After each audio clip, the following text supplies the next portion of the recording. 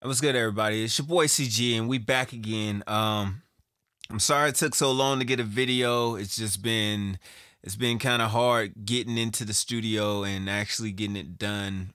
Besides doing work, so what I want to go over is just everything, my thoughts on it.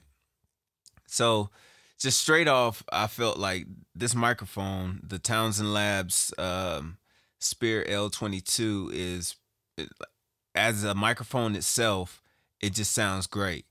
Um, I know one of the things that I said I was going to upgrade the cable and everything. I didn't get around to doing that. But the thing is though, is that it sounds so good that you really don't necessarily need to do it if you don't want to.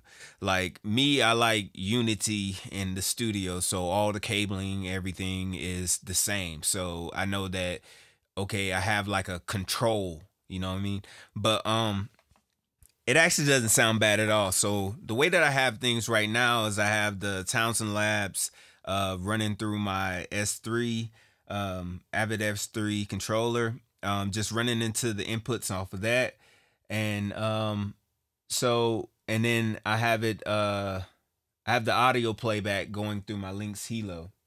So there were a couple issues that I did find that it took some sorting out, because and it really wasn't a big deal until I had a session where I was recording someone else, and it just there were things that came up. So one is the UAD Spear plugin itself. All right, so the plugin is great. The issue comes in where I didn't have an issue until, like I said, I was recording someone else, but delay. And it took me like, I just had like a 2-hour session that was blocked out, and it actually took me an hour of that session, so it had to get extended to actually get the microphone where it was usable. One of the things that I did find, that the cable length is really short. I would seriously look at 25-30 foot cable, just so you have room to play. So what I end up doing, and it didn't really affect it at all. Actually, it's running through that right now. And then, by the way, I'm actually talking over the Townsend Labs microphone right now. But I just took some of my XLR cables that I had for my other microphones, and I took that and ran it to and just extended the cable. But I would rather have a dedicated cable for it versus coming in and having to couple it with other cables just to make it long enough. I'd rather just have one straight cable. That way I know that there's no kind of loss of audio or any kind of interference at the connection points, since it's connecting straight to the preamps. Um but that was the issue. So the UAD plugin actually caused delay with the with recording. And like I said, it wasn't an issue before, but I figured it out, sorted it out. So the best thing to do, if you start getting delay, if you don't have the Apollo, because this was meant to be coupled with the Apollo, and from that you get to use the UAD control panel, which is let's see, I think I have it. Oh, the console. So you get, I don't have it right now. I actually have one coming in the mail. It's stuck in New York or something. Which is weird. This is kind of weird that it's showing up anything right now. Being that I don't have anything connected to this. So it's actually showing two inputs. I'm just like, I just decided to open this and kind of discovering this on the fly, but I'll just get into that later, because I think it's gonna take some just figuring out what's what on that and why it's actually showing me inputs. I don't know if it does that by default. You can see down here I have I don't even know what this one is. Like it's a the Firewire. I think it's the Duo. Let's see.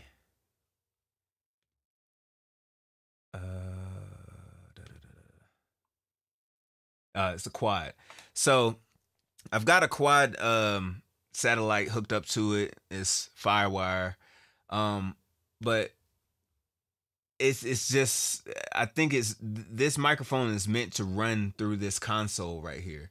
It's not meant to. I feel like it's not at its best when it's running through the UAD plugin straight on the track itself. It's better to have that on the console and have the console coming in as whatever your input is, and going from there.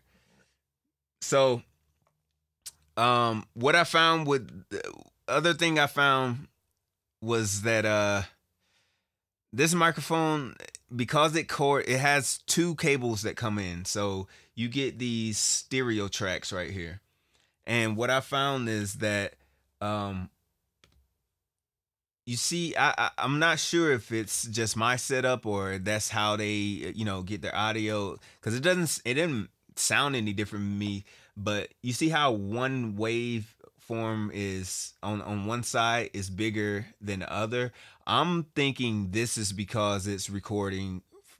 This is the front capsule and this is the rear capsule. So it's taking these two and blending them together. So people who had this question of can you record with just one of the mic line cables in? Yeah, you can. And I don't know, I haven't done it, but I don't know what really difference it makes. I think that, by having that back capsule audio, it adds something else to it when it comes into the plugin. And so even though this has like a, it's larger waveform on this side and the smaller on this side, after it runs through this plugin, it actually it's a unison level. So it's both of them look like they're at the same level. So you don't hear the difference between them. So the problem that I end up getting, and I'll show you here in a minute, is there is an issue with this type of waveform. And I don't know if it's just this program or if it's every program. So the issue is I had some vocals that, let's pull this up right here. So these right here. So this track right here is my main vocal. And this track over here, these two over here are just like some little background vocals. Now, they're all stereo inputs. You see up here. But the issue was when I panned this one left, okay, I got that left side, that large, the bigger wave. And then when I panned the other one right, or either way, panning this left or right, that's when it feels like it's starting to choose between the two waveforms. And that causes an issue because obviously if you are trying to have like this stereo field, and kind of like a chorusy kind of vocal, one of your vocals is lower than the other one, even though, at unison they're the same. But because of that, those two channels are different levels, it causes issues. So what I done, as you can see here, like I just ran these to, oh my geez. I just ran these to, it's doing some little autosave thing. I hate this. So this is in case anybody's wondering what the software is that I'm in, this is the software for the MPC. This is the MPC 2.0 or 2.1 or whatever it is from Akai. And the cool thing about it was that I can make beats and start recording on the fly. So like, if you can see over here, like these are all my like just tracks that I've started up for my album, and it was just easier to get them out because I could just whatever point I was in my in the song, I could just go ahead and I could record the hook and then finish building over that. But so what I done was I took and basically sent these out to what's in here. They call it a sub mix, or you could call it an aux input. So they have like 8 tracks of that aux. But that was the only way. What I had to do was just send it all to their own separate bus. So, but once it got over here and I panned it, it panned the whole actual whatever, this whole channel over here. It panned that whole channel. So I didn't get the it wasn't choosing between what side of the audio that it wanted to take, information from. So that's one thing I didn't really like about it. Obviously you can get through it, but I just think that, I don't know, that you're adding more tracks to your mix. So this is only a couple tracks. Like I have sessions where I've had like a part in the song where there's 8 different tracks. So if I've done 8 tracks of the normal audio, that means I have to have also 8 tracks of aux inputs, and actually not even really mix in the normal audio side. Like I had to actually mix the aux input, the aux buses to, mix the track, because you're going to have to, double up on every single track. If anybody knows it, maybe I have Logic open. So the thing is, well, actually, I don't want to.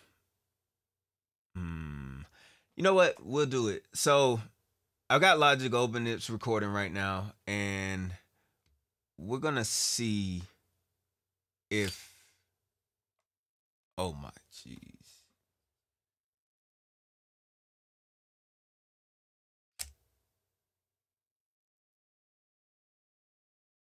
We're gonna see if it's going to switch over. I don't know if you guys are gonna hear this in the recording though. You know what? It's probably better to test on your own, because I don't think it's gonna switch over like that while it's recording. So I'm actually talking on the Townsend through Logic. But yeah, so that was the issue that I found in the MPC. I haven't gotten into Logic where I've done a whole mix and everything, and kind of went from there, because I feel like different programs handle their inputs and outputs differently. So where it's an issue in this program, it may not be an issue in another program. So it's just something to be aware of. If you get it and that does happen, this is the fix for it. Create an aux track and you'll be good to go. So all right. So just looking at the plugin, it's, you get your whole little mic rack here, mic locker, and then you also have the cool thing I like, but I tend not to use it that much, but it has this dual mode, so where I can take one microphone and then blend it into another, and then you can change that to whatever you want it changed to, and you could take and blend those microphones, and then even change the polar patterns of each microphone, or you can link them together and they'll link together, and you could use it that way. But this seems, the 251 to me, it seems to be the best for my voice, I feel. So the other thing is, I feel like they kind of sorted the microphones out from dark to sparkle. So if you want like a, more warm, well, yeah, let's say warm to bright. So the U47 is kind of a warmer, darker sound versus when as you go down the list, you start once you hit, you hit the U87 and you get that kind of high range sparkle, and then you hit down to the C12, and you start the low end starts to tighten up, and you get you get a little bit more intelligence in the vocal. And then once you get down to the 251 with actually, I don't know which microphone I'm on right now. We'll go through that, and you'll actually be able to we'll go through that in a minute. So this is the 251 to me is just like a smooth. It's smooth from smooth lows to smooth highs, and it's like really creamy. And then you got the C800, which to me just it's super clear and super detailed in the high end. These microphones I haven't really dealt with, and which they did say that they weren't the best on these little hybrid microphones, but it does give you I know it does change the tone of how the microphone sounds. But I mean, I feel still for the price point, like just to have something different available, that that's cool. And just on its own, the microphone sounds really good. So what I'm gonna do now is one thing that I noticed immediately was that this microphone cuts through everything. Like, there's a microphone in there, and that's the beauty of having like multiple microphones. There's a microphone that will cut through your mix. So versus having to, whatever microphone you have and the mix just isn't working with it, you're able to actually decide what microphone is going to fit best for the mix and also for the vocalist. So like, it's a mixing tool in itself. Like, once you have the audio in there, like, the possibilities are unlimited. As you can see on my setup, like, I don't really have that many plugins. I've got 3. I've got the plugin with the microphones, and then after that, I've got the 1073, a little bit of auto tune, which isn't even a necessary thing, and then I've got the UAD LA2A silver. So if you take out auto tune, I only have 2 plugins that's making my that I'm using on my vocal. And to me, the least amount, when you use less plugins, you get a way better mix. There's less things going on in the processing area of it, and and that's the beauty about having all these different microphones, because depending on what tone you're trying to get and what the kind of song it is. So like, you could have a song that the song itself sounds, let me see, how do I put this? You have certain songs that microphones, like a warmer microphone would fit better. You have certain songs that are like, a lot of hip hop is bass heavy. So like, the brighter microphones actually work better with those tracks, because it just cuts straight through it. You know what I mean? So, and that's before you even get into your EQ and all that stuff. So, I mean, you could really have this sounding good without any EQ, when, especially having these filters on it. You got your proximity, which kind of does a little kind of, it'll make it feel like you're closer. So to me, in a way, it almost feels like subtle compression. And then when you pull it back, it kind of feels like some subtle like filtering. So I'll go through that when I do this track. This is, I guess, a hip hop song. I'm gonna go ahead and play this.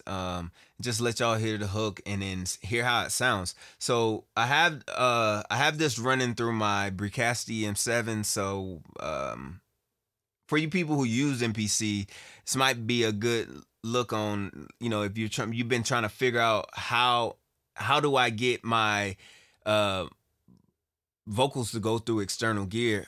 I kind of got to cheat with the Hilo because it's all digital routing and it's just so easy to just put anything on whatever input or output that I want. But the basic setup is, and it translates to just something that's straight analog. I took one of the 4 sends and sent it out, and I chose to send it out the output 7/8, so it's going out of 7 and 8, and then I pulled it back into 7 and 8 as the input. So it's being sent to 7 and 8 and pulled back in the 7 and 8. And so that should be pretty much the same when you have just analog gear. If you can send out of your analog channel, you'll send it out of your whatever that analog input, go into your unit, come back out, and go back into send it out the output, go into the input of the device, and then come out and go back into your interface. And really, you can kind of choose whatever, where when it comes to the input, you can choose whichever you want. But anyways, here's the track. And I mean, this is not really any major mixing. I wouldn't choose to mix in this program. I'd rather use Pro Tools, but this is like my scratch template, but just by itself to me sounds good. Riding through the city, top down living. When I'm riding through the city, I push it to the limit. I'm living for the dream, for the dream, for the dream, for the dream, yeah. Alright. Riding through the city, top down living. Alright, so there's the track, and like I said, the vocals just cut straight through. And so now I'll get into kind of showing you just how it sounds with the plug, the vocals. And so this is the main vocal. Riding through the city, top down living. When I'm riding through the city, I push it to the limit. And my room is treated. It's just I feel like this microphone still like does its own kind of thing, because it sounds great in here, you know what I mean? And my room sounds really good anyways, but I know that it feels like something else is happening with the microphone itself. So it's really, really clear. So I'm living for the dream, for the dream, for the dream, for the dream, yeah. So, and like I said, with the microphones, I feel like they're darker from the top. So this is the U47. When I'm riding through the city, I push it to the limit. I'm living for the dream, for the dream, for the dream, for the dream, yeah. Alright. Riding through the city, top down living. And you could hear with the change to the C12 just like how much clarity came in versus the other ones.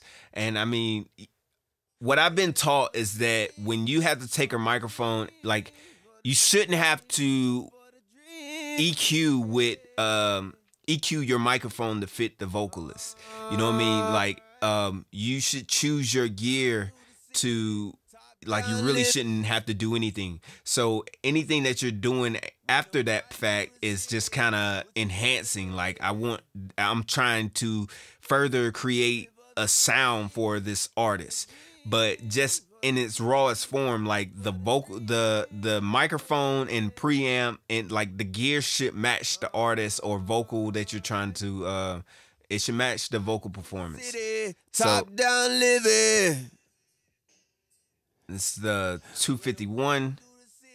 I put it to the limit. So this is the one that I actually use in the song. I'm living for the dream, for the dream, for the dream, for the dream, yeah.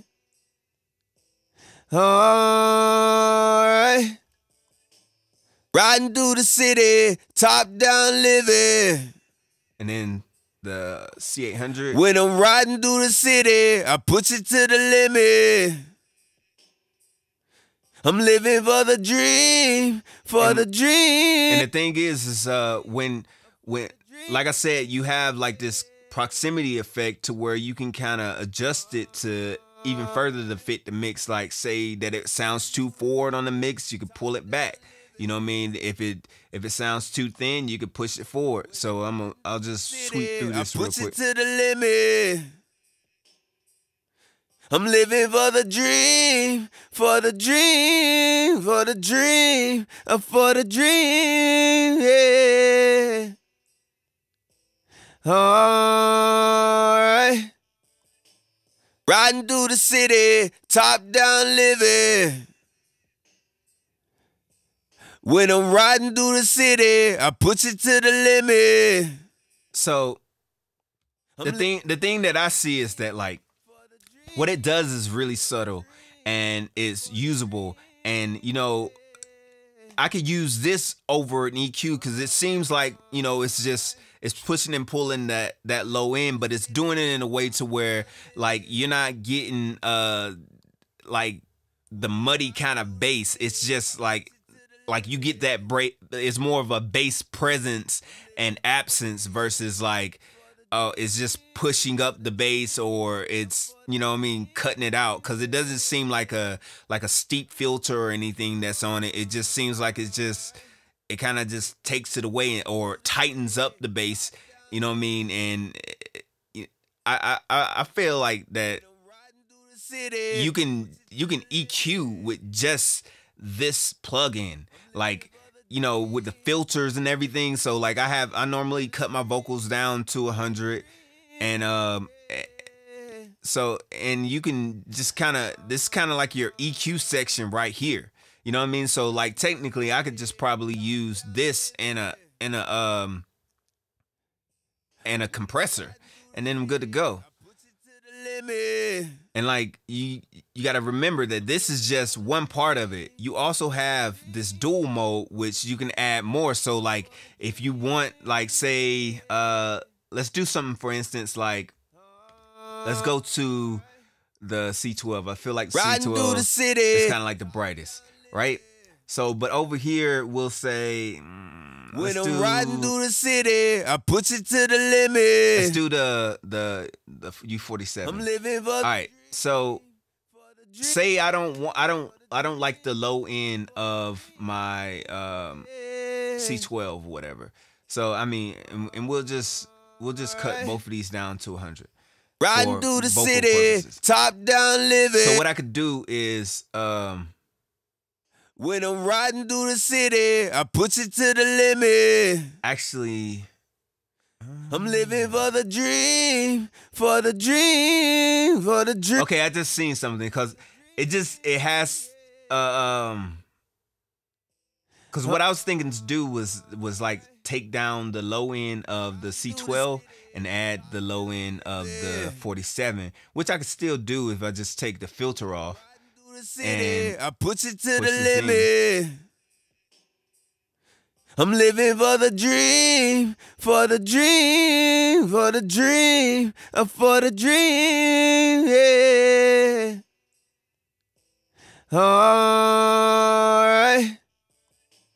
Riding through the city, top down living. So you see down here, once you put it in dual mode, you have these other, you have another knob that's the proximity EQ.